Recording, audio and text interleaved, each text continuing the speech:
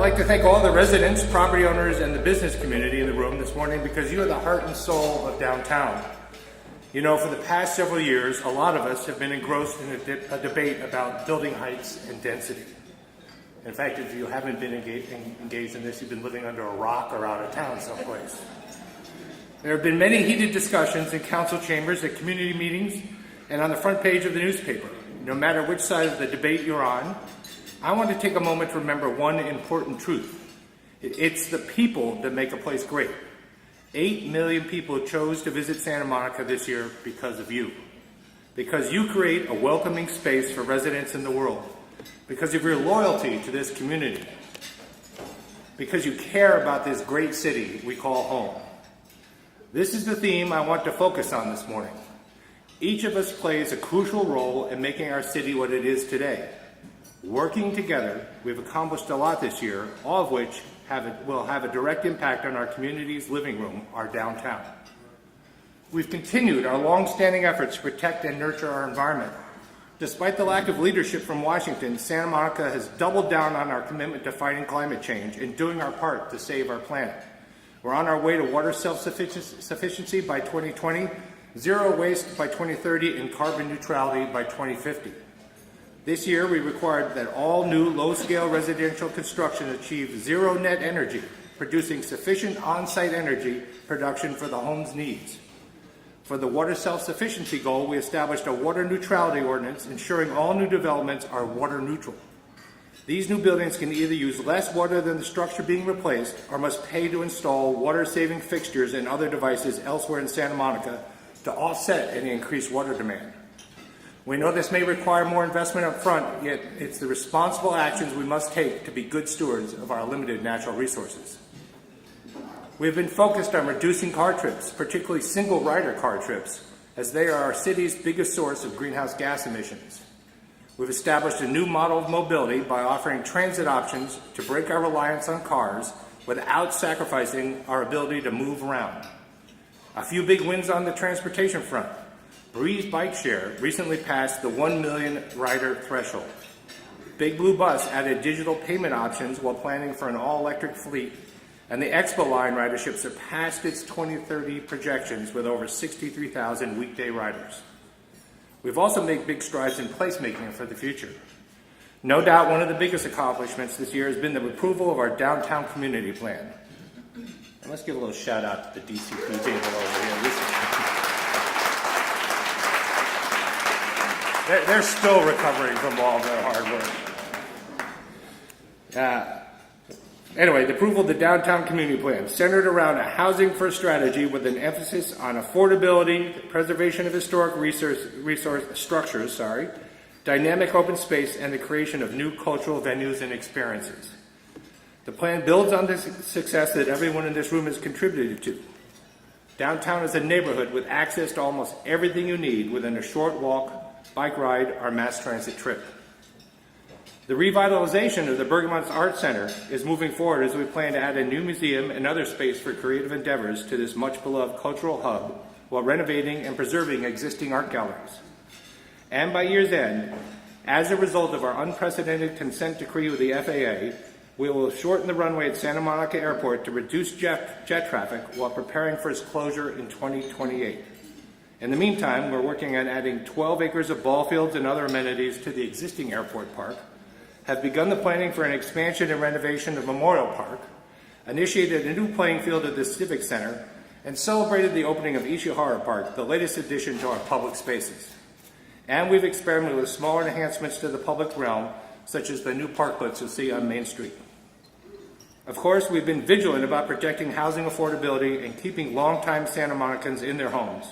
We've prevailed in lawsuits to assert tenants' rights, enhanced assistance for those using Section 8 rental vouchers, and will soon begin a pilot program to help rent-burdened seniors. An affordable housing waitlist recently opened for middle-income households. And our minimum wage increase provides a boost to our lowest-paid workers.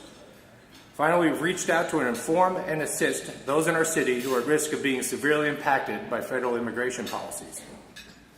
All of this has been accomplished amidst an enhanced regimen of fiscal responsibility and accountability. Our latest biennial budget uses a new framework based on our well-being project and our sustainable city plan. We're committed to fiscal prudence by using metrics to evaluate what works and what doesn't. We recently paid down $45 million of our long-term pension liability, and we have negotiated enhanced employee contributions to retirement and medical coverage in recent bargaining sessions. Finally, we've addressed some significant changes in senior leadership at City Hall. I know I speak for all of my colleagues at the City Council when I say we're delighted to welcome Lane Dilg as our new City Attorney, and hope everyone in the community enjoys getting to know her as much as we have. Where's Lane? Stand up, Lane, and wave for this lady.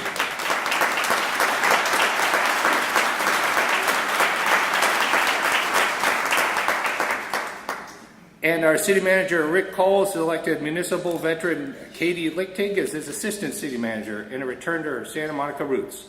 Rick is also actively working on hiring a new Deputy City Manager. Are you going to speak later, Rick? You may have some news about that, or you want me to make a plug? We have a newest Deputy City Manager. His name is Anuz. What's his last name? Gupta. Anuz Gupta. Also Santa Monica resident, like our new City Attorney.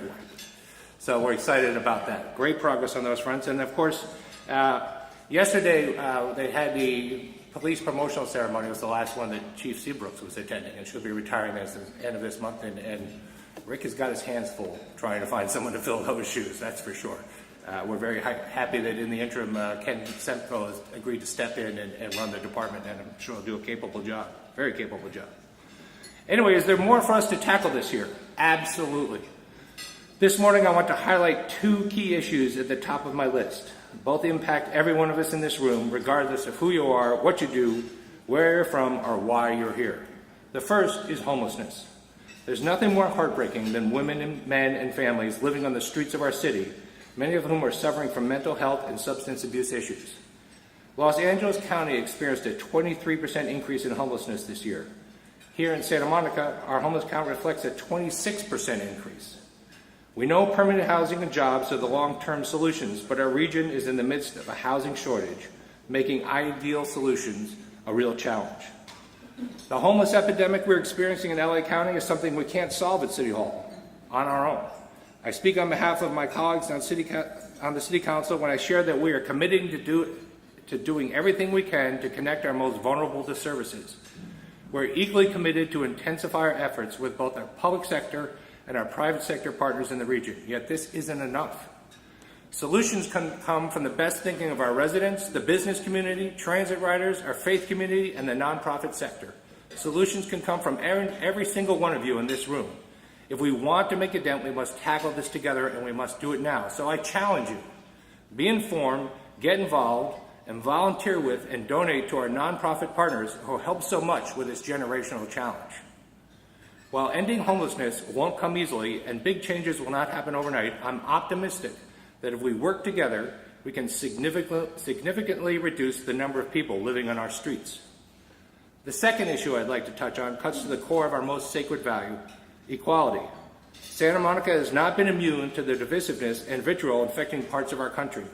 Over the past few months, we've encountered the same hatred and bigotry right here in our city. It saddens me that the Santa Monica is targeted because we champion diversity and inclusion. While we must strive to graciously tolerate differences of opinion, this is a moment to unite around the essential qualities that make Santa Monica, Santa Monica. As I look around this room, I see the faces that represent the best of our downtown and reflect the diverse community I'm honored to serve. Working together, I know we can shift the momentum around homelessness.